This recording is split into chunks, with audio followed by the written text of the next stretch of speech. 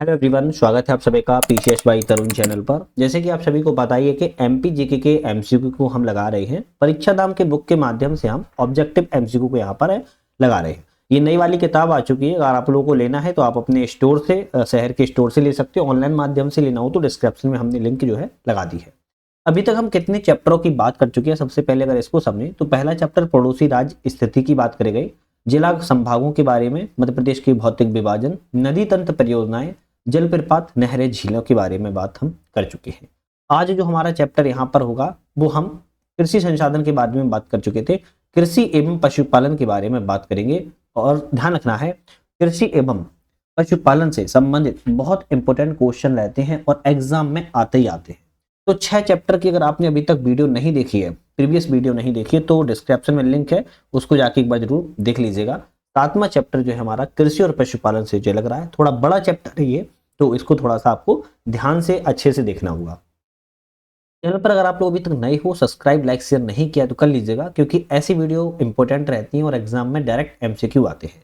आप लोग रिस्पॉन्स दे रहे हो, सपोर्ट भी कर रहे हो, पर थोड़ा सा कम कर रहे हो यार, थोड़ा सा अच्छा कम लग रहा है, मोटिवेशन नहीं मिल पाता है।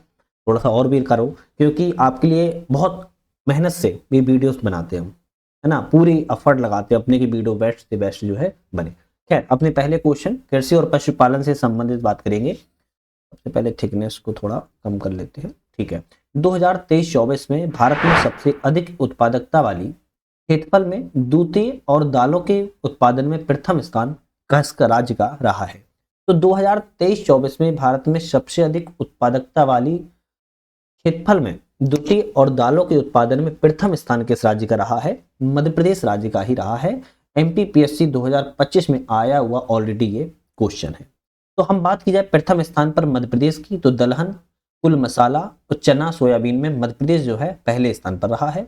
गेहूं और तिलहन में मध्य प्रदेश दूसरे स्थान पर रहा है। मोटे अनाज, मक्का, सरसों और मूंगफली में मध्य प्रदेश जो है तीसरे स्थान पर रहा है। आपको ध्यान रखना है, मध्य प्रदेश की स्थिति ये इस तरीके से है, पहला स्थान, दूसरा स्थान, तीसरा स्थान। नेक्स्ट क्वेश्चन आता है, मध्य प्रदेश की प्रमुख फसल कौन सी है? तो मध्य प्रदेश की प्रमुख फसल इन चारों में गेहूं है। ये एमपीपीएससी 2020 में आया क्वेश्चन है। गेहूं का वैज्ञानिक नाम या कुल पूछा जाए तो ग्रेमिनेसी कुल का है। वैज्ञानिक नाम टिट्रिकम एस्टिबम इसका गेहूं का वैज्ञानिक नाम है। इसको जो वर्षा की आवश्यकता पड़ती है, गेहूं को 100 सेंटीमीटर से कम आवश्यकता होती है। राई और गेहूं की संकर से वैज्ञानिकों के द्वारा निर्माण किया जा रहा है। रोग गेहूं को होते हैं टुंडू, किट्टू रोग जो होता है, जिसे रस्ट भी कहते हैं, ये गेहूं को लगने वाला रोग होता है। मध्य प्रदेश में गेहूं की अनुसंधान केंद्र पवारखेड़ा में है और होशंगाबाद में है। मध्य प्रदेश प्रमुख फसल पूछी जाए तो गेहूं है। और मध्य प्रदेश में सर्वश्रेष्ठ गेहूं की किस्म पूछी जाए कौन सी है? सरबती मध्य प्रदेश में गेहूं की सबसे ज्यादा किस्म को उगाया जाता है। तो सरबती गेहूं की एक किस्म है जो कि मध्य प्रदेश में सर्वश्रेष्ठ रूप से उपलब्ध रहती है। थोड़ा सा कोल्ड हो गया है तो मैनेज कर लेना भाई, है ना।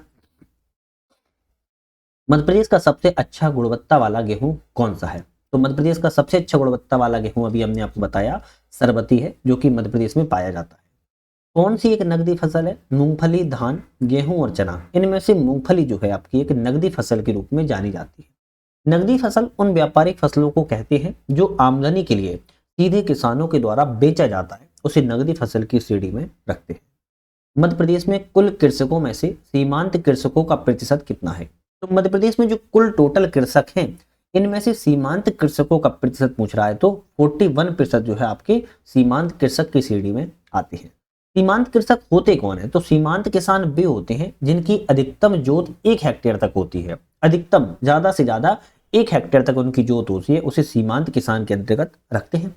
मध्य प्रदेश में 1 हेक्टेयर से कम क्षेत्रफल वाले सीमांत किसानों की संख्या लगभग 41%, 41% देखने को मिलती है। नेक्स्ट क्वेश्चन तरफ बढ़ेंगे। नेक्स्ट क्वेश्चन आता है कि आम की नीलम और अल्फ्रांसो, आम की 2 प्रजाति आती हैं, आपको याद हो, एक तो नीलम आती है, दूसरा अल्फ्रांसो आता है। इसके मध्य क्रॉस से किस संकर किस्म के फल का विकास हुआ है? तो आपको अगर बहुत अच्छे से अगर ध्यान हो तो आम जो है, आम की नीलम और आपकी आम की अल्फ्रांसो किस्म आती है।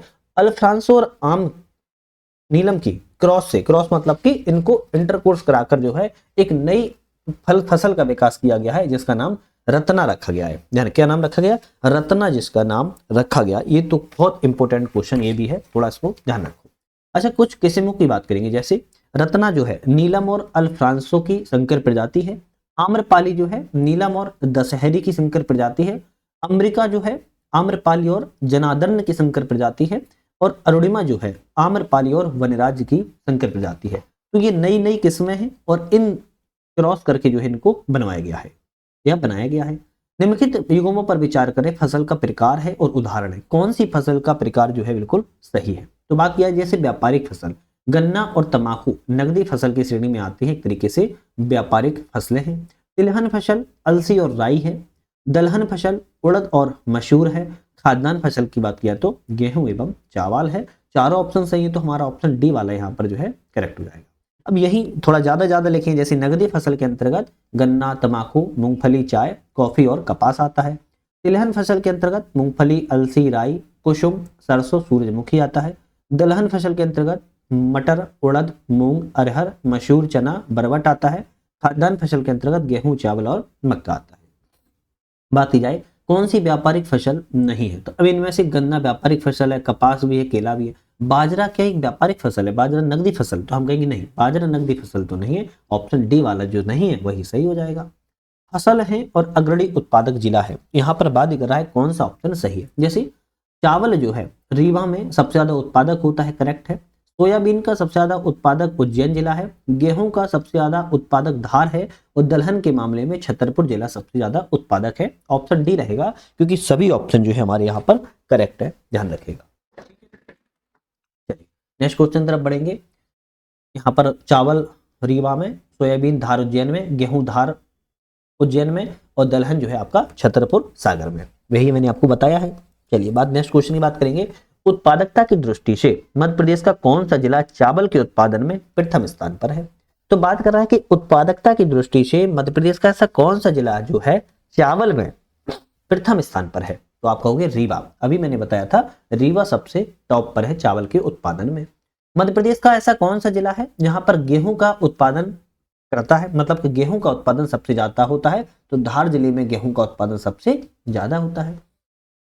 मिर्च के उत्पादन की दृष्टि से मध्य प्रदेश का अग्रणी जिला कौन सा है? तो सीधी सी बात ये कही जा रही है, मिर्च उत्पादन में मध्य प्रदेश का कौन सा जिला टॉप पर है? तो खरगोन जिला। खरगोन जिला जो है मिर्च उत्पादन के लिए सबसे ज्यादा जाना जाता है। मिर्च उत्पादन के लिए उत्पादक जिला खरगोन है। प्याज के लिए खंडवा जिला है। अंगूर के लिए रतलाम जिला है। केला के लिए बुरहानपुर और अफीम के लिए मंदसौर, नीमच, रतलाम जिला है। आप लोग मुझे कमेंट करके आप लोगों से क्वेश्चन पूछ रहे हैं जिसका आंसर आप लोग मुझे उम्मीद है जरूर बताएंगे। अभी हाल ही में 3 नए जिलों का गठन किया गया था। 3 नए जिलों का गठन किया गया था। वो 3 जिलों के नाम कौन से हैं? आई थिंक मुझे पता है, आप लोगों को सभी को पता होंगे, फिर भी आप लोगों से कमेंट में पूछ रहे हैं कि किस किस को पता है। मैं जानना चाहता हूं कि आप लोग रिवीजन सच में ईमानदारी से कर रहे हो या सिर्फ बस मैं वीडियो बना रहा हूं और आप लोग इसको एंटरटेनमेंट कर रहे हो। तो प्लीज जरूर बताइएगा 3 नए जिलों का गठन कौन कौन से या किस किस नाम से किए गए हैं, कमेंट करके जरूर बताइएगा, रिक्वेस्ट कर रहे हैं आप लोगों से। बात करेंगे नेक्स्ट क्वेश्चन की। खंडवा जिला किसके उत्पादन के लिए प्रसिद्ध है? तो खंडवा जिला पूछ रहा है किसके उत्पादन के लिए? प्याज के उत्पादन के लिए प्रसिद्ध है। मध्य प्रदेश का ऐसा कौन सा जिला है जहां पर अंगूर की कृषि के लिए प्रसिद्ध है? तो अंगूर की कृषि के लिए रतलाम जाना जाता है। ध्यान रखना है, अंगूर की खेती के लिए रतलाम को जाना जाता है। मध्य प्रदेश में चीनी का कटोरा किस जिले को कहा जाता है? अगर कोई बता सकता है तो जरूर बताइएगा, मध्य प्रदेश में चीनी का कटोरा किसे कहते हैं? आपसे 2 क्वेश्चन पूछे हमने, बताइए। मध्य प्रदेश में किस जिले में अफीम की खेती की जाती है? अब भाई पूछी जा रही है अफीम की खेती मध्य प्रदेश में किस जिले में की जाती है? मंदसौर जिले में की जाती है। ध्यान रखिएगा, मंदसौर जिले में अफीम की खेती को किया जाता है। मध्य प्रदेश के निम्नलिखित जिलों में से केला का सबसे बड़ा उत्पादक जिला कौन सा है? तो केला, बनाना का पूछ रहा है। केला का सबसे बड़ा उत्पादक जिला जो है आपका बुरहानपुर है। बुरहानपुर में केला के लिए प्रसिद्ध जिला है। 2023-24 में मध्य प्रदेश में सबसे अधिक उत्पादकता वाली सब्जी कौन सी है? तो 2023-24 में सबसे ज्यादा मध्य प्रदेश में जो उत्पादन हुई है सब्जी का वो आपकी टमाटर है। टमाटर जो है आपकी पहले स्थान पर रही है, ध्यान रखिएगा। ठीक है, टमाटर हो गया, संतरा हो गया, धनिया हो गया, लहसुन, ये पहले स्थान पर है और मिर्च और प्याज जो है दूसरे स्थान पर है। वर्ष 2023-24 में मध्य प्रदेश का मिर्च और प्याज में कौन सा स्थान है? अभी हमने बताया था आपका दूसरा स्थान है मिर्च एवं प्याज का। वर्ष 2023-24 में मध्य प्रदेश में धनिया और संतरा का कौन सा स्थान है? तो धनिया और संतरा का प्रथम स्थान पर है। कृषि आर्थिक सर्वेक्षण जारी करने वाला देश का प्रथम एकमात्र राज्य कौन सा है? तो कृषि आर्थिक सर्वेक्षण जारी करने वाला पूछ रहा है कि देश का प्रथम एकमात्र राज्य जो है आपका मध्य प्रदेश राज्य है। कौन सा है? मध्य प्रदेश राज्य। कितना अच्छा क्वेश्चन है कि कृषि आर्थिक सर्वेक्षण को केवल मध्य प्रदेश के द्वारा जो है आपका जारी किया गया है। नेक्स्ट क्वेश्चन आता है, मध्य प्रदेश के निम्नलिखित क्षेत्र में अधिकतम सोयाबीन का उत्पादन कहां पर होता है? तो अधिकतम सोयाबीन का उत्पादन पूछ रहा है कि मध्य प्रदेश में कहां पर होता है? आप कहोगे मालवा में। मालवा में सबसे ज्यादा सोयाबीन का उत्पादन किया जाता है। सोया प्रदेश भी कहते हैं मध्य प्रदेश को, हृदय प्रदेश भी मध्य प्रदेश कहते हैं, है ना, टाइगर प्रदेश भी कहते हैं, अलग अलग उपनाम है। तो मध्य प्रदेश को सोयाबीन का उत्पादन मालवा के में होता है। सोयाबीन मालवा प्राकृतिक क्षेत्र है। गेहूं गन्ना दलहन का नर्मदा घाटी, सरसों या सरसों की हांडी मध्य भारत का पठार। अब इसमें भी मुरैना एवं भिंड सबसे ज्यादा जो है सरसों के लिए जाना जाता है। चावल के लिए बघेलखंड, तिल के लिए बघेलखंड और मक्का के लिए सतपुड़ा क्षेत्र जो है आपका प्राकृतिक उत्पादक की श्रेणी में आते हैं। सरसों की हांडी का क्षेत्र कौन सा कहलाता है? तो अभी हमने बताया था सरसों की हांडी का क्षेत्र आपका मध्य भारत का पठार कहलाता है, जिसमें मुरैना और भिंड सबसे ज्यादा आपका फेमस है, ध्यान रखिएगा। मध्य प्रदेश के निम्नलिखित में से कौन सी फसल खरीफ फसल नहीं है? तो इन तीन में से खरीफ फसल है, एक नहीं है। सोयाबीन खरीफ फसल है, मक्का भी खरीफ फसल है, सूरजमुखी भी। जबकि गेहूं की बात की जाए, गेहूं एक रबी की फसल है। क्या है? गेहूं की एक रबी की फसल है, गेहूं खरीफ की फसल नहीं है। ठीक है, चलिए। खरीफ की फसल मानसूनी फसलें कही जाती हैं, जून जुलाई में बोई जाती हैं, सितंबर अक्टूबर के मध्य में काटी जाती हैं। सूरजमुखी, मक्का, धान, कपास, सोयाबीन और मूंग, साथ में तिल, इन खरीफ फसलों को आपको जाना जाता है। मध्य प्रदेश में उगाई जाने वाली रबी की फसलें कौन सी हैं? अब बात कर रहा है कि मध्य प्रदेश में जो रबी की फसलें उगाई जाती हैं वो आपकी कौन कौन सी हैं। तो अगर हम बात करें रबी की फसल में, तो आप कहोगे गेहूं रबी की फसल है, सरसों है और आपकी चना है। धान नहीं है। धान अभी हमने ऊपर बताया था, धान देख सकते हो, धान जो है खरीफ की फसल है। धान किसकी? खरीफ की फसल है। ऑप्शन रहेगा 1, 3 और 4। खरीफ की फसल शीतकाल में बोई जाती है, इस समय बोई जा रही होगी। अक्टूबर नवंबर में इसकी बुवाई होती है, फरवरी मार्च में काटी जाती है। गेहूं, सरसों, मटर, चना इसमें जो है बोया जाता है। चलिए बात करेंगे, मध्य प्रदेश में विस्थापित भूमि धारकों का पुनर्स्थापना किस अधिनियम में अधिनियमित किया गया था? बहुत अच्छा क्वेश्चन है। 1949 में, 1949 में जो है आपका अधिनियमित किया गया था, जो भूमि धारक है उनको पुनर्स्थापना के लिए 1949 में किया गया था। मध्य प्रदेश में समुद्री मछली पालन की संभावना नहीं है। क्यों नहीं है? मध्य प्रदेश में समुद्री मछली पालन की संभावना इसलिए नहीं है क्योंकि भूमिगत सीमा से घिरा राज्य है। कोई समुद्र दिखता है? कोई समुद्र लगा है? नहीं लगा है। तो मध्य प्रदेश क्या है? मध्य में स्थित होने के कारण कोई भी भूमिगत आपके बॉर्डर आपके समुद्र से नहीं लगता है, इसलिए समुद्री मछली पालन की संभावना नहीं है। क्यों? क्योंकि लैंड लॉक्ड एरिया है। कैसा है? लैंड लॉक्ड एरिया है या स्टेट है, इसलिए इसमें समुद्री मछली पालन की संभावना नहीं है। भाई समझ, मछली पालन की संभावना तो वही होगी ना जहां पर आपका समुद्र होगा। मध्य प्रदेश के किस जिले में कृषि पर निर्भर कामगारों का उच्चतम प्रतिशत है? तो कृषि पर सबसे ज्यादा निर्भर किस जिले में है? आप कहोगे अलीराजपुर में सबसे ज्यादा जिले में आपके जो है कृषि पर निर्भर कारीगर देखने को मिलते हैं। शहद उत्पादन में कौन सा जिला प्रसिद्ध है? शहद के मामले में मुरैना, शहद के मामले में मुरैना जिला सबसे ज्यादा जाना जाता है। मुरैना जिला और चीजों के लिए जाना जाता है, शहद के लिए, दूध के लिए, गजक के लिए, सरसों के उत्पादन के लिए भी प्रसिद्ध है। तो शहद, दूध, गजक और सरसों के उत्पादन के लिए मुरैना जिला प्रसिद्ध है। शहद एवं सरसों उत्पादन के लिए कौन सा जिला प्रसिद्ध है? तो अभी बताया हमने, आपका मुरैना जिला प्रसिद्ध है। नूरजहां किसकी किस्म है? तो ये नूरजहां वो नहीं है जहांगीर की पत्नी है ना, ये नूरजहां दूसरा है। नूरजहां आम की किस्म है।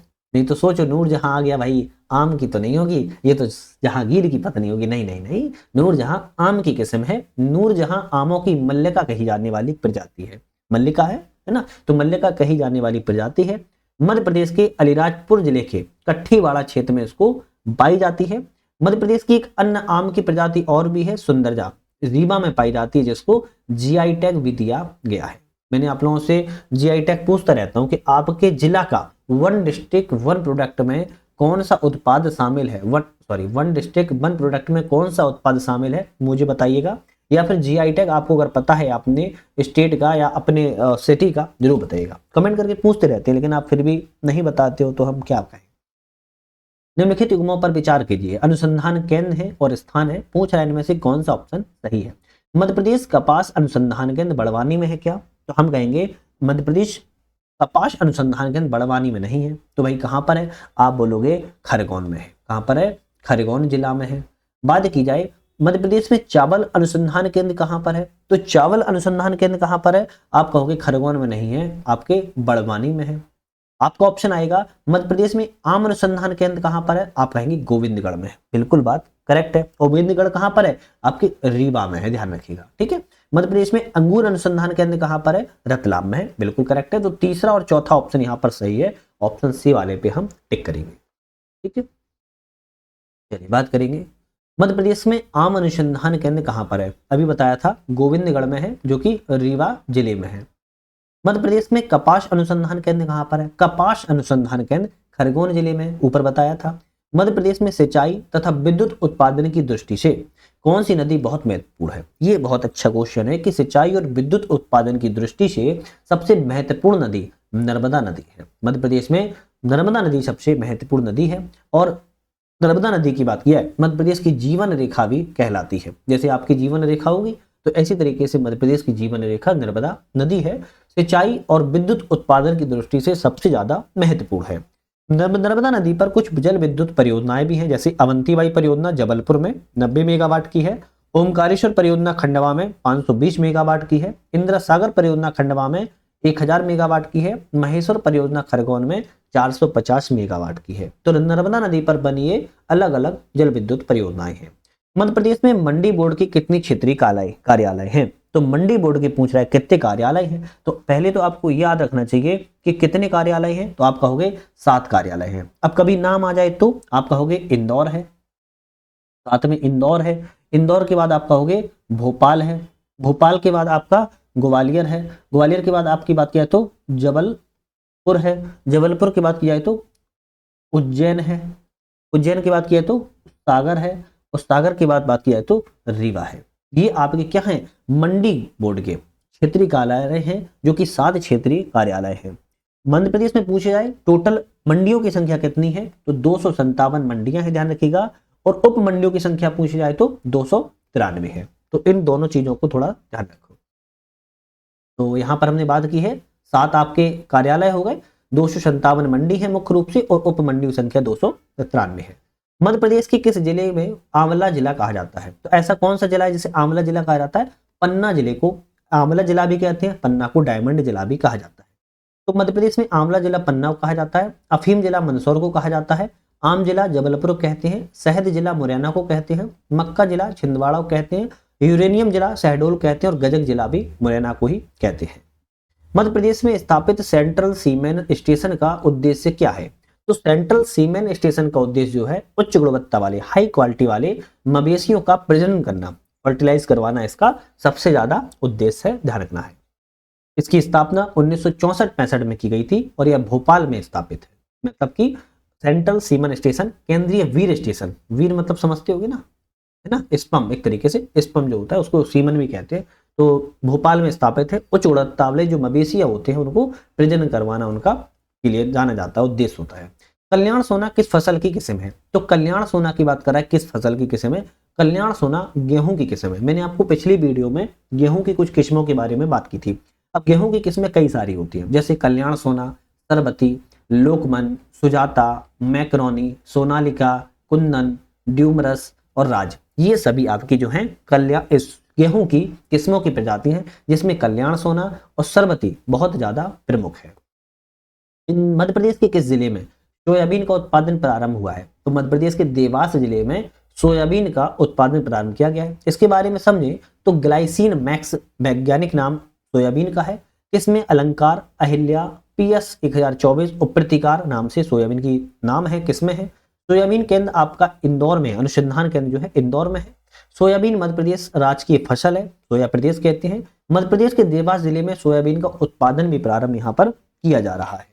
चलिए नेक्स्ट क्वेश्चन तरफ बढ़ेंगे। मध्य प्रदेश निम्नलिखित में से कौन सी फसल मध्य प्रदेश की राज्य की फसल है, तो सोयाबीन फसल राज्य की फसल की श्रेणी में जो है आती है। हाल ही में मक्का उत्सव कहाँ पर मनाया गया? तो हाल ही में मक्का उत्सव जो है छिंदवाड़ा में मनाया गया था। और मक्का जो है ग्रेमिनेसी कुल का पौधा है और वैज्ञानिक नाम जियामेज है। इसमें मक्का की पिंटल और डेंट किस्म है। सरताज, गंगा 11 और डेक्कन में इसकी कुछ किस्में की जाई जाती हैं। मक्का को एक रोग होता है, व्हाइट वर्ट कहते हैं, व्हाइट वर्ट रोग मक्का को होता है। सर्वाधिक उत्पादक जिले छिंदवाड़ा एवं नीमच है। मक्का उत्सव हर साल छिंदवाड़ा में जो है मनाया जाता है। कौन सी मध्य प्रदेश की एक बहुत प्रसिद्ध मुर्गी नस्ल है? तो मुर्गी नस्ल कौन सी है? कड़कनाथ मुर्गा, है ना, कड़कनाथ मुर्गा। अब इसको नहीं जानते हो, मध्य प्रदेश की तैयारी कर रहे हो तो बहुत चिंता की बात है। कड़कनाथ मुर्गा जो है मध्य प्रदेश की सबसे प्रमुख फसल है और पश्चिमी मध्य प्रदेश में है पाया जाता है। मध्य प्रदेश का गौरव पूछा जाए क्या है, तो कड़कनाथ मुर्गे को ही कहा जाता है। कड़कनाथ मुर्गे के लिए 2018 में झाबुआ जिले को भौगोलिक संकेतक प्राप्त हुआ है। कड़कनाथ मुर्गे को जीआई टैग दिया गया है। क्या दिया गया है? जीआई टैग दिया गया है। किस जिले को दिया गया है? झाबुआ जिले को दिया गया है, ध्यान रखिएगा, 2018 में दिया गया था। नेक्स्ट आता है कड़कनाथ क्या है? तो मुर्गे की एक प्रजाति है। बहुत सिंपल क्वेश्चन है। मध्य प्रदेश के किसान मित्र का प्राथमिक कार्य क्या है? तो मध्य प्रदेश के किसान मित्र का प्राथमिक कार्य शासकीय योजनाओं के बारे में जानकारी प्रसारित करना, ये सबसे महत्वपूर्ण कार्य है किसान मित्र का। बात करेंगे farm to fork Madhya Pradesh की किस नीति का दृष्टिकोण है? फार्म टू फॉर्क जो है मध्य प्रदेश की राज्य जैविक नीति का दृष्टिकोण है। मध्य प्रदेश की राज्य जैविक नीति का एक दृष्टिकोण है फार्म टू फॉर्क। प्रदेश ने 2011 में अपनी जैविक कृषि नीति को बनाया था और इसका उद्देश्य रखा था फार्म टू फॉर्क। रिज फेरो पद्धति किससे संबंधित है? भाई रिज फेरो पद्धति पूछ रहा है किससे संबंधित है? सोयाबीन से संबंधित है। सोयाबीन फसल को अति वर्षा, अल्प वर्षा से होने वाले नुकसान से बचाने, उत्पादकता बढ़ाने में उपयोगी रिज फेरो पद्धति को संपूर्ण सोयाबीन क्षेत्र के लिए उपयोग में लाया जाता है। सोयाबीन की किस प्रजाति की खेती मध्य प्रदेश में नहीं की जाती? तो सोयाबीन की ऐसी कौन सी प्रजाति इसकी खेती मध्य प्रदेश में नहीं की जाती? नीलम की खेती मध्य प्रदेश में नहीं होती, जबकि अहिल्या, अलंकार और इंदिरा की जो है सोयाबीन की किस्में हैं, इनकी खेती को किया जाता है। सोयाबीन की अगर हम बात करें तो पालम, PS 1024, प्रसाद, अहिल्या, अलंकार, इंदिरा नाम से सोयाबीन की किस्में हैं। मूंगफली की बात किया तो कौशल, चंद्रा, चित्रा नाम से किस्में हैं। कपास की बात करें श्याममली, शुभिन, महालक्ष्मी, जयलक्ष्मी नाम से है। अमरूद ललित नाम से प्रजाति है। आंवला कंचन, प्रतापगढ़, बनारसी कृष्णा नाम से। गन्ना की बात करें तो बाहुबली और श्रीमुखी नाम से आपकी प्रजातियां पाई जाती हैं। पीताम्बरी किसकी किस्म है? भाई पीताम्बरी की बात की जा रही है, सरसों की किस्म है और सरसों उत्पादन में मुरैना जिला अधिक महत्वपूर्ण है। सरसों की हांडी मध्य भारत के पठार को कहते हैं और वरुणा, पूसा, गोल्ड, जय किसान, पीताम्बरी सरसों की किस्म है। रंजीत सब एक क्या है? रंजीत सब एक चावल की एक किस्म होती है, रंजीत सब एक, ध्यान रखना है, चावल की एक किस्म है रंजीत सब एक नाम से। MPPSC 2017 में आया ये क्वेश्चन है, इसको भी थोड़ा ध्यान रखो। तो चावल की किस्में हैं रंजीत सब एक, मही सुगंधा, सुवर्ण सब एक, बहादुर सब एक, अमन, काली मूछ, गोल्डन राइस और शुष्क सम्राट। अब इसमें से काली मूछ तो हमें बहुत अच्छा लगता है, आप लोग को अच्छा कौन सा लगता है इसमें चावल की किस्म में से बताओ कमेंट करके। चलो बात करेंगे मध्य प्रदेश में कुफरी बादशाह और कुफरी चंद्रमुखी किस फसल की प्रजातियां हैं? तो मध्य प्रदेश में कुफरी बादशाह, कुफरी चंद्रमुखी जो है आलू की प्रजातियां हैं, आलू की प्रजाति है और सर्वश्रेष्ठ प्रजाति इसमें से कुफरी चिपसोना है। कुफरी बादशाह, अशोका, चंद्रमुखी भी इसकी प्रजातियां हैं। किसमें है मतलब प्रजातियां मतलब किसमें है। चलिए बात करेंगे मध्य प्रदेश में जैविक कृषि नीति कब लागू की गई थी? तो जैविक कृषि मध्य प्रदेश में 2011 में लागू की गई थी। इसके बारे में समझेंगे। मध्य प्रदेश में जैविक कृषि नीति 2011 में लाई गई। मध्य प्रदेश में सूचना प्रौद्योगिकी जैविक नीति 2006 में लाई गई थी। मध्य प्रदेश राज्य पर्यावरण नीति 1999 में लाई गई। मध्य प्रदेश पर्यटन नीति 1995 में लाई गई। मध्य प्रदेश में खेल नीति को 2005 में। ये जितनी भी नीति लाई गई हैं याद कर लो, एग्जाम में डायरेक्ट आते हैं, डायरेक्ट, है ना, याद करो। अमृत महल किस पशु की प्रजाति है? तो अमृत महल जो है गाय की एक प्रजाति है। मध्य प्रदेश में गाय की कुछ और नस्लें पाई जाती है, जैसे अमृत महल, मालवी, निवाड़ी, बदरी, गंगातिरी और देवनी, ये सभी गाय की प्रजातियां मध्य प्रदेश में पाई जाती हैं। मध्य प्रदेश में कौन सी फसल खरीफ फसल नहीं है? इनमें से खरीफ फसल गेहूं, सोयाबीन है, सूरजमुखी है, मक्का है। गेहूं एक रबी की फसल है, ऑलरेडी हम आपको पिछली क्वेश्चनों में बता चुके हैं। मध्य प्रदेश का पहला गौ अभ्यारण्य कहाँ खोला गया? तो मध्य प्रदेश का पहला गौ अभ्यारण्य जो है आगर मालवा में खोला गया है। भारत का पहला गौ अभ्यारण्य पूछा जाए कहां पर खोला गया, तो मध्य प्रदेश के सलरिया ग्राम आगर मालवा में स्थापित किया गया है। 20वीं पशु जनगणना के अनुसार मध्य प्रदेश में इनकी संख्या गौवंशों की 18.7 मिलियन है। मध्य प्रदेश में 2019 की पशु गणना के अनुसार मध्य प्रदेश में सर्वाधिक पशुधन गौवंश है। मध्य प्रदेश में सर्वाधिक गौवंश सागर जिले में पाए जाते हैं। 20वीं जनगणना के अनुसार मध्य प्रदेश में गौवंशों की संख्या कितनी है? तो आप कहोगे लगभग 19 मिलियन है। 18 पॉइंट कुछ बोला है तो 11 मिलियन से बहुत ज्यादा है, तो लगभग 19 मिलियन हम कहेंगे। पशु गणना 2019 के अनुसार मध्य प्रदेश में सर्वाधिक पशुधन किसका है? तो सबसे अधिक पशुधन जो है गौवंश का है। मध्य प्रदेश में पशु घनत्व किस क्षेत्र में न्यूनतम है? तो दक्षिणी क्षेत्र में देखोगे आप सबसे न्यूनतम पशु घनत्व देखने को मिलेगा, जबकि उत्तर पूर्वी क्षेत्र में, कौन सा? उत्तरी पूर्वी क्षेत्र में आप देखोगे सबसे ज्यादा आपको पशुधन देखने को मिलेगा, जबकि दक्षिणी वाला जो साउथ वाला आपका रीजन है उसमें कम आपको पशुधन घनत्व देखने को मिलता है। रानीखेत रोग किन पशुओं में होता है? रानीखेत रोग जो है मुर्गी में होता है। भाई रानीखेत जो एक रोग भी है ना, आपको पता होगा, मुर्गियों में हो जाता है, वो मुर्गियों में होता है। चलिए कुछ रोग बात करते हैं, जैसे रानीखेत मुर्गियों में होता है, जहरवाद ब्लैक क्वार्टर गाय के बछड़े में होता है, एंथ्रेक्स सामान्यतः भेड़ बकरी घोड़ों में होता है, खुरहा जो मुंह चलाते रहते हैं परमानेंट, सॉरी ये खुरहा वो दूसरा है ना, फूट माउथ डिसीज है, ये सूअरों में होता है, थनेल सामान्यतः गाय भैंस में होता है, और लंपी रोग गाय में होता है। और ये काफी चर्चा में रहता है लंपी रोग, है ना, थोड़ा इसके बारे में जरूर ध्यान से, लंपी रोग गाय में होता है। मध्य प्रदेश में सर्वाधिक अंडा उत्पादक जिला कौन सा है? अंडा का पूछ रहा है, सर्वाधिक उत्पादक जिला जबलपुर है। अंडे के मामले में जबलपुर है, दूध के मामले में मुरैना है, मछली के मामले में जबलपुर है, मांस के मामले में भोपाल है, और ऊन के मामले में शिवपुरी उत्पादक जिला है। तो इन जिलों को भी याद कर लो। मध्य प्रदेश में दूध का अग्रणी उत्पादक जिला कौन सा है? अभी बताया था, मुरैना है। किसमें? मिल्क के मामले में आपका मुरैना उत्पादक है।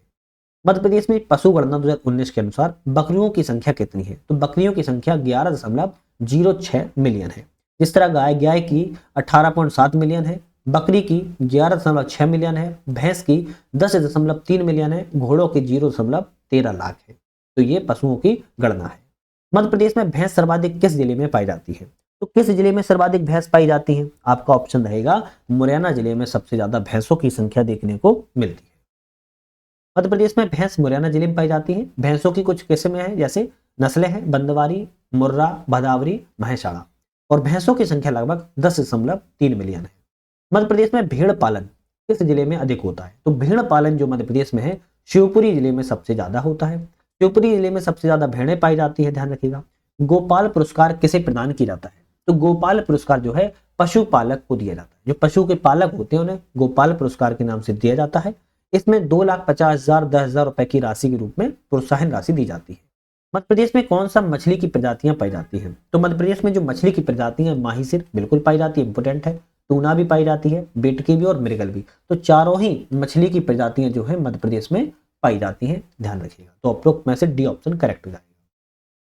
और माही सिर मछली तो एक ऐसी मछली है जो मध्य प्रदेश की राजकीय मछली है, ये तो सभी को पता होगा। आचार्य विद्यासागर गौ संवर्धन योजना छोटे कृषकों को कितने पशु प्रदान की जाती है?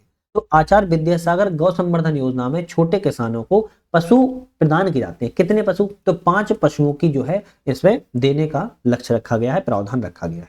बलराम ताल योजना कब प्रारंभ की गई थी? तो बलराम ताल योजना 2017 में आया था, प्री में, है ना। बलराम ताल योजना 2007 में प्रारंभ की गई थी। 10 साल पूछ रहा था, 2007 में प्रारंभ की गई, 2017 में पूछा गया है। इसी तरह जल अभिषेक अभियान 2006 में प्रारंभ किया गया था। खेत तालाब योजना 2007 में प्रारंभ की गई थी, ध्यान रखिए। मध्य प्रदेश में पहला जल अभिषेक अभियान कब प्रारंभ हुआ? तो अभी बताया था 2006 में प्रारंभ हुआ था। चिमाता क्या है? भाई चिमाता क्या है? एक झूम कृषि है। झूम कृषि का नाम है, आदिम प्रकार की कृषि होती है झूम कृषि, चिमाता इसको नाम से जाना जाता है। पहले वृक्षों को, वनस्पतियों को काटकर उन्हें जलाकर उनकी राख में कृषि की जाती है।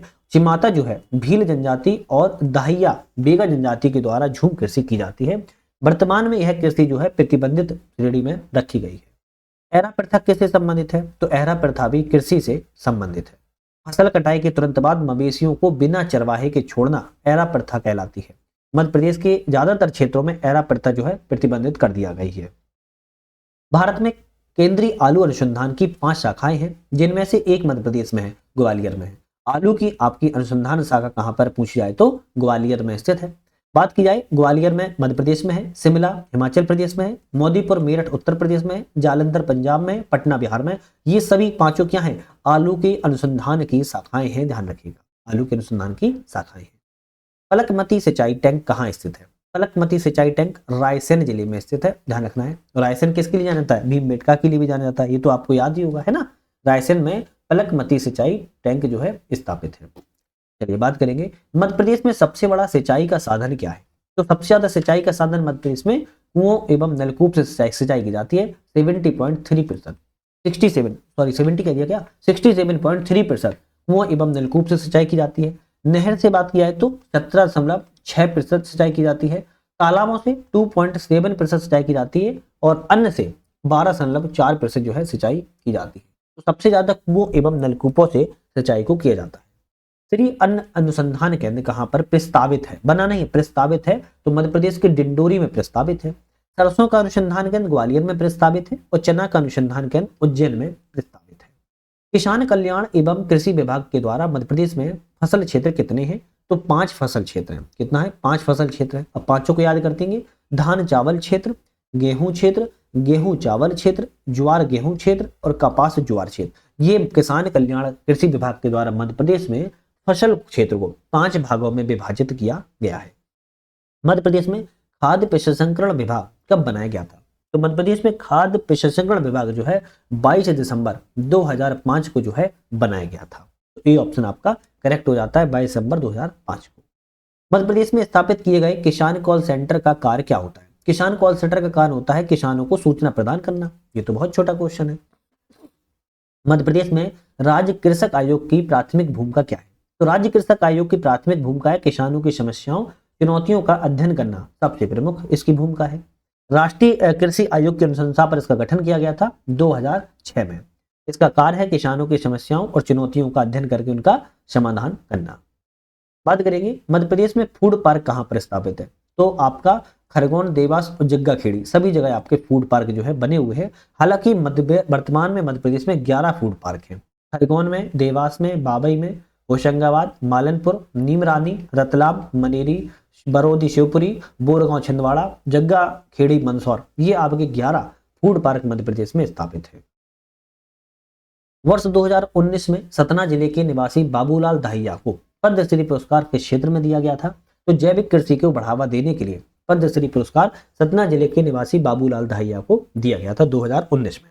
मध्य प्रदेश में खेसरी दाल प्रतिबंधित है, क्यों? कि इसके क्या कुप्रभाव पड़ते हैं? तो इसके कुप्रभाव पड़ते हैं जो निचले अंग होते हैं उनके संचालन में कमी आने लगती है। तो दाम में सस्ती होने की वजह से, जो दाम में सस्ती होने की वजह से एक दाल है जिसको खेसरी दाल कहते हैं, याद रखो, इंपोर्टेंट है, किसी एग्जाम के लिए भी और लाइफ के लिए भी। खेसरी दाल है, दाम में सस्ते होने की वजह से खेसरी दाल को गरीबों की थाली भी कहा जाता है, लेकिन इससे साइड इफेक्ट बहुत है और मध्य प्रदेश सरकार ने इस पर जो है पाबंदी भी हाल ही में लगा दी है। इसके सेवन से क्या होता है कि न्यूरोलॉजिकल जो विकार है, यानी कि थेरेजिम नामक एक रोग होता है, वह शरीर के निचले हिस्सों में अपंगता, जो पेट का निचला हिस्सा होता है ना, तो वहां से अपंगता पैदा करने लगता है, अपंग बनने लगता है इंसान। इसीलिए 2024 में भी क्वेश्चन आया था ये और 2000 में भी क्वेश्चन सेम पूछा गया है। तो खेसरी दाल के बारे में याद रखना है। बात करेंगे मध्य प्रदेश के सबसे विशाल हॉर्टिकल्चर कॉरिडोर में एक मध्य प्रदेश में किन 2 शहरों पे मध्य में विकसित किया गया है? तो इंदौर और भोपाल में आपके हॉर्टिक कॉरिडोर को बनाया गया, हॉर्टिकल्चर जो है बनाया गया है और मध्य प्रदेश का सबसे बड़ा हॉर्टिकल्चर कॉरिडोर बन रहा है भोपाल और इंदौर के बीच में, ध्यान रखिएगा। Common crop, silver crops, grass crop Madhya Pradesh में किस प्रकार के प्रचलित प्रकार है? तो ये सभी आपके मछली के प्रकार हैं। Common crop, silver Corp, grass Corp, ये मछली के प्रकार हैं। बात करेंगे मध्य प्रदेश में न्यूनतम पशु घनत्व जिला कौन सा है? तो न्यूनतम पशु घनत्व जिला आपका मंडला जिला है। सर्वाधिक पशु कहां पर पाए जाते हैं मध्य प्रदेश में? धार जिले में। न्यूनतम पशु कहां पाए जाते हैं? भोपाल जिले में। पशुओं का औसत घनत्व पूछे जाए तो 128 प्रति वर्ग किलोमीटर है। सर्वाधिक पशु घनत्व पूछे जाए तो झाबुआ जिले में है और न्यूनतम पशु घनत्व पूछे जाए तो मंडला जिले में है। तो आप इन सारे पशु घनत्व को भी याद कर सकते हो। मध्य प्रदेश के निम्नलिखित जिलों में से किस जिले में आलू के लिए वर्ष 2002 में AEZ की स्थापना की गई थी? तो AEZ की स्थापना कहां पर की गई थी? इंदौर जिले में की गई थी। किसके लिए? आलू के लिए, पोटैटो के लिए की गई थी। इंदौर मध्य प्रदेश का सर्वाधिक आलू उत्पादक जिला है। एग्री एक्सपोर्ट जोन की शुरुआत की गई। तो EZ का मतलब क्या है? एग्री एक्सपोर्ट जोन की शुरुआत 2002 में इंदौर से की गई थी। इंदौर को आलू, प्याज, लहसुन कृषि उत्पादों के क्षेत्र में रखा गया था। तो ये अलग अलग जिलों को अलग अलग क्षेत्रों में रखा गया था। आप चाहो तो इसका स्क्रीनशॉट लेके थोड़ा देख लेना। चलिए नेक्स्ट क्वेश्चन की तरफ बढ़ेंगे हम। मध्य प्रदेश में AEZ परियोजना कृषि उत्पाद शामिल कौन कौन से थे? तो सरबती गेहूं शामिल है, आलू प्याज शामिल है, संतरा शामिल है, तो डी ऑप्शन यहाँ पर करेक्ट रहेगा। इनमें से कौन सा कथन सही है? सर्वप्रथम चंदेल वंश के द्वारा खजुराहो में तालाबों का निर्माण किया गया, करेक्ट है। मध्य प्रदेश की पहली नहर वैनगंगा नहर 1923 में बेगाबाट में बनाई गई थी, ये भी करेक्ट है। ग्वालियर रियासत में 1927 में पगारा बांध को बनाया गया था, ये भी करेक्ट है। तो आपके डी ऑप्शन रहेगा, सभी ऑप्शन कथन आपके जो है करेक्ट है। बात करेंगे फसल है और अग्रणी उत्पादक जिला है, इनमें से कौन सा ऑप्शन सही है? अच्छा कमेंट करके बताओ, आप लोगों के लिए इतनी मेहनत करते हैं, आप लोग को ईमानदारी से बताना सच में ये सीरीज अच्छी लगती है या फिर बस आप लोग बस यूं ही मन भरने के लिए बस कमेंट कर देते हो, बस देख लेते हो। सच सच बताना ईमानदारी से, सीरीज आपको सच में अच्छी लगती है नहीं लगती है? छोटा भाई बड़ा भाई समझ के जरूर बताना भाई आपको अच्छी लगती है नहीं लगती है। बात करेंगे फसल और आपके उत्पादक जिला के बारे में। जैसे बात की जाए सोयाबीन, सोयाबीन जो है आपके उज्जैन धार के सबसे अधिक उत्पादक जिले हैं, उज्जैन एवं धार। तो ऑप्शन ए तो आपका गलत हो गया। चावल की अगर हम बात करें, चावल का जो है आपका रीवा जाना जाता है, चावल रीवा के लिए। प्याज के लिए खंडवा जाना जाता है और अंगूर के लिए रतलाम जाना जाता है। तो ऑप्शन आपका यहाँ पर पहला और दूसरा गलत है, आपकी तीसरा चौथा सही मिलान है, ध्यान रखिएगा। सोयाबीन उज्जैन धार, चावल रीवा, ज्वार कपास मिर्च के लिए खरगोन, प्याज मूंगफली के लिए खंडवा और अंगूर के लिए रतलाम।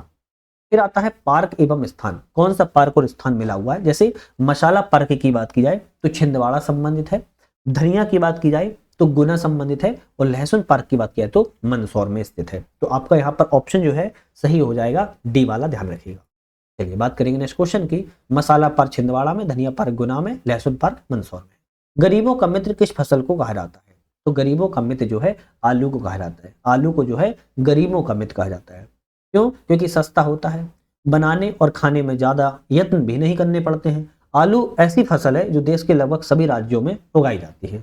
आलू हम भी ज्यादा खाते हैं क्योंकि हम भी अकेले रहते हैं ना, अपने फ्लैट में हम भी अकेले रहते हैं और जब कुछ नहीं होता है तो आलू और दाल ही मेरी सबसे ज्यादा बनती है। अच्छा आप लोग में से बहुत सारे लोग बाहर पढ़ते होंगे ना, इंदौर वगैरह ग्वालियर वगैरह रहते होंगे, तो ग्वालियर में कौन कौन रहता है? अच्छा ये बताओ, चलो बताओ ग्वालियर में कितने लोग ग्वालियर से वीडियो देख रहे हो? कमेंट ईमानदारी से बताना। अब ऐसा नहीं है कि ग्वालियर में रहते नहीं है फिर भी सर हम लगा दो, है ना, चाहे वो गर्ल्स हो या आपकी गर्ल्स हो या बॉयज हो, इन दोनों में बताओ ग्वालियर में कौन कौन रहता है। उनके लिए एक बेनिफिट्स फिर बताऊंगा, जितने भी लोग ईमानदारी से जवाब देंगे उनके लिए एक बेनिफिट्स बताऊंगा मैं। बताइए मध्य प्रदेश में निम्नलिखित में से किस साधन द्वारा सर्वाधिक सिंचाई होती है? तो किस साधन द्वारा सर्वाधिक सिंचाई होती है? कुओं एवं ट्यूबवेल। सब पहले बताया था, कुओं नलकूपों से 67.3% जो है सबसे ज्यादा सिंचाई की जाती है, ये क्वेश्चन पहले बता चुके हैं। मध्य प्रदेश का कौन सा जिला रियावन लहसुन की प्रजाति के लिए प्रसिद्ध है?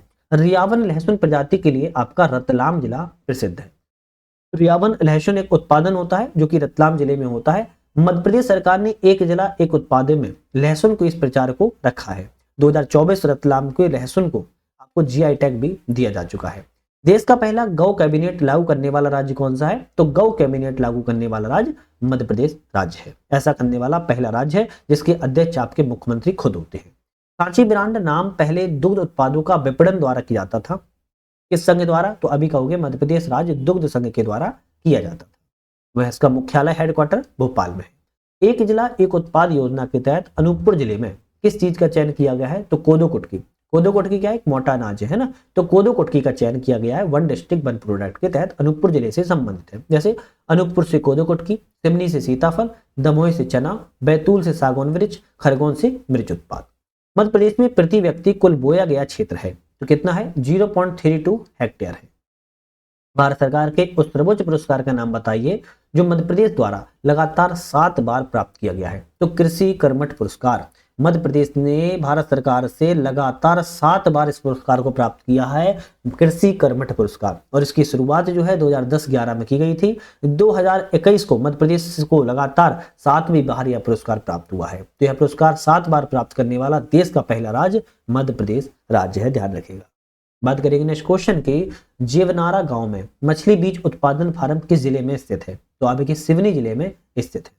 सिवनी जिले के जेवनारा गांव में मछली बीज उत्पादन फार्म को मध्य प्रदेश शासन द्वारा संचालन किया जा रहा है।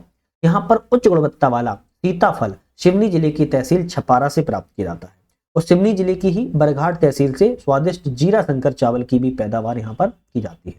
दमोह की प्रमुख फसल कौन सी है? तो चना जो है दमोई की प्रमुख फसल है। बात किया है अलीराजपुर जिले की प्रमुख नगदी फसल कौन सी है? तो शरीफा, एक सीताफल होता है जिसको शरीफा भी कहते हैं, ये अलीराजपुर की बहुत प्रमुख नगदी फसल है। शरीफा को ही सीताफल कहते हैं और इसका वनस्पति के नाम की बात किया तो अनोन सक्ची मोशा इसका वैज्ञानिक नाम है। मध्य प्रदेश के कौन से जिले को धान का कटोरा कहते हैं? धान का कटोरा जो है बालाघाट जिले को कहते हैं। ध्यान रखिएगा, बालाघाट जिला जो है उत्पादन में धान का सबसे अग्रणी जिला है, इसीलिए धान का कटोरा की श्रेणी में इसको रखा जाता है। छत्तीसगढ़ के उत्तरी पहाड़ी क्षेत्र कृषि जलवायु क्षेत्र को किस में वर्गीकृत किया जाता है? तो चावल क्षेत्र में वर्गीकृत किया जाता है। चावल क्षेत्र के अंतर्गत जो है आपका मध्य प्रदेश के शहडोल, मंडला, डिंडोरी, अनूपपुर, उमरिया, सीधी एवं सिंगरौली जिले के कुछ भाग किए जाते हैं। क्यों? क्योंकि यहाँ पर चावल की सबसे ज्यादा फसल को उगाया जाता है। खंडवा की प्रमुख सब्जी फसल उपज कौन सी है? तो प्याज। प्याज सबसे ज्यादा खंडवा में उगाया जाता है। नरसिंहपुर जिला किसका प्रमुख उत्पादक है? तो नरसिंहपुर जिला जो है गन्ना का सबसे ज्यादा उत्पादक होता है। चीनी का कटोरा मध्य प्रदेश को कहते हैं, इसे मध्य प्रदेश का चीनी का कटोरा कहते हैं। ध्यान रखना है आपके किसको? नरसिंहपुर को कहते हैं, गन्ने के लिए जाना जाता है।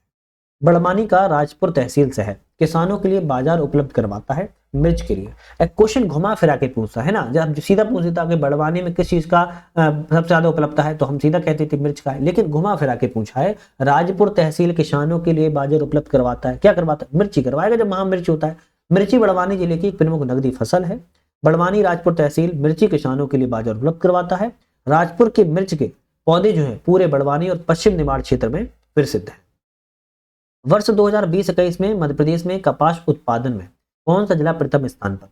तो कपास उत्पादन में किसकी बात की जा रही है? कपास उत्पादन की बात की जा रही है। 2023 एमपीपीएससी में आया क्वेश्चन है। खरगोन जिला जो है कपास उत्पादन में जाना जाता है। वर्ष 2021 में मध्य प्रदेश सरकार ने कितनी बार कृषि कर्मठ पुरस्कार दी मिला है? तो 7 बार मिला है, अभी हमने आपको बताया भी है। कौन सी फसलें मध्य प्रदेश की मुख्य अनाज फसलें हैं? तो मुख्य अनाज फसलें मध्य प्रदेश की गेहूं एवं धान है, ध्यान रखना है। 2011 की जनगणना के अनुसार मध्य प्रदेश में कुल श्रमिकों में कितने प्रतिशत कृषि गतिविधियों में कार्यरत हैं? तो कृषक जो हैं 69.8%, 59.8% जो कृषक हैं वो कृषि कार्यों में लगे हुए हैं, ध्यान रखिएगा। एक जिला एक उत्पाद के तहत शिवनी जिले का कौन सा उत्पाद को जाना जाता है? तो सीताफल। सीताफल को आपको ध्यान रखना है, सीताफल को वन डिस्ट्रिक्ट वन प्रोडक्ट के तहत जो है जाना जाता है। हल्दी शहडोल का वन डिस्ट्रिक्ट वन प्रोडक्ट है, सीताफल शिवनी जिले का, संतरा आगर मालवा और राजगढ़ का, और अदरक जो है बड़वानी जिले के वन डिस्ट्रिक्ट वन प्रोडक्ट में जो है रखे गए हैं। वाक्यांश हरित क्रांति उत्पादकता में वृद्धि को कौन संदर्भित करता है? तो हरित क्रांति जो उत्पादकता में वृद्धि को संदर्भित करता है प्रति हेक्टेयर कृषि उत्पादकता में वृद्धि। बी ऑप्शन यहाँ पर करेक्ट है। विश्व की हरित क्रांति के जनक पूछी जाए तो नॉर्मन बोरलॉग हैं, जबकि भारत में हरित क्रांति के जनक पूछी जाए तो एमएस स्वामीनाथन है। ये दोनों अपने आप में बहुत इंपॉर्टेंट है। भारत में जनक एमएस स्वामीनाथन है, विश्व में जनक नॉर्मन बोरलॉग थे हरित क्रांति के जनक के रूप में। किसे दलहनी फसल माना जाता है? दलहनी फसल दाल को ही माना जाएगा भाई, है ना, दाल को दलहनी फसल माना जाता है। हालांकि दलहनी फसल में मटर भी आती है, उड़द, मूंग, अरहर, मसूर, चना, बरबटी आती है। मध्य प्रदेश में लघु वनोपज सहकारी समिति की स्थापना किस वर्ष की गई थी? तो 1984 में, 1984 में बात की जा रही है। मध्य प्रदेश में लघु वनोपज सहकारी समिति की स्थापना किया गया था। इसका हेडक्वार्टर भोपाल में है और यह संग्रहण एवं व्यापार करना इसका कार्य होता है। मध्य प्रदेश राज्य को कितने फसल क्षेत्रों में बांटा गया है? तो 5 फसल क्षेत्रों में बांटा गया था, जो कि मैंने आपको बताया भी था पहले। धान चावल क्षेत्र, गेहूं क्षेत्र, गेहूं चावल क्षेत्र, ज्वार गेहूं क्षेत्र, कपास ज्वार क्षेत्र। बात करेंगे जवाहरलाल नेहरू कृषि विश्वविद्यालय मध्य प्रदेश में कहां पर है? पटवारी 2023 में आया, एमपीपीएससी 2024 में आया। जवाहरलाल नेहरू कृषि विश्वविद्यालय मध्य प्रदेश में जबलपुर में स्थापित है। इसकी स्थापना 1964 में की गई थी। विश्वविद्यालय अनुदान आयोग के द्वारा मान्यता प्राप्त है। मध्य प्रदेश में राज्य कृषि विस्तार और प्रशिक्षण संस्थान कहां पर है? तो आपके भोपाल जिले में स्थित है। राज्य कृषि विस्तार प्रशिक्षण संस्थान पटवारी 2023 में आया था। 2006 में कृषि विभाग द्वारा सरकार की स्थापना की गई थी। भोपाल में इसका हेडक्वार्टर है। किसानों को सेवाएं प्रदान करने में विभिन्न चुनौतियों का समाधान और राज्य की प्रतिक्रिया के रूप में इसकी शुरुआत को किया गया है। मध्य प्रदेश सरकार के कृषि विभाग के अधीन उद्यान एवं कृषि वानिकी निदेशालय की स्थापना किस वर्ष की गई है? तो कृषि विभाग के अधीन उद्यान कृषि वानिकी निदेशालय की स्थापना 1982 में की गई थी। तो प्रॉपर पूछा जाए तो 12 फरवरी 1982 को इसकी स्थापना को किया गया था। मध्य प्रदेश को प्रदेश भी कहते हैं, किसका? सोयाबीन प्रदेश कहते हैं। मैंने आपको बताया, बार बार बताता हूँ, सोया प्रदेश, हृदय प्रदेश, टाइगर स्टेट, ये सभी मध्य प्रदेश के उप नाम है। मध्य प्रदेश 2024 में किस जिले को रियावन लहसुन के लिए जीआई टैग दिया गया है? तो रतलाम के लिए जीआई टैग मिला है। रियावन लहसुन की वहां पर एक प्रजाति पाई जाती है। मध्य प्रदेश में कृषि उपज के लिए चिन्नौर चावल पहला जीआई टैग बन गया है। वह कहाँ उगाया जाता है? अब क्या है? चिन्नौर चावल है। चावल का ही नाम है चिन्नौर चावल, और यह मध्य प्रदेश में बालाघाट में उगाया जाता है, जिसको जीआई टैग जो है दिया गया है।